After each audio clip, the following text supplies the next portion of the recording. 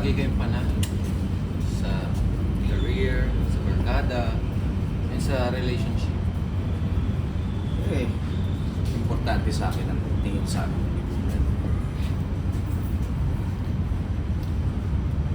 Bakit sinasubject mo yung sarili mo sa isang relationship na tayo?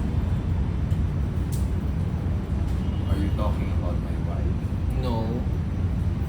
I'm talking about your phone and your addiction sa gambling. Gusto mo yung pagiging straightforward mo?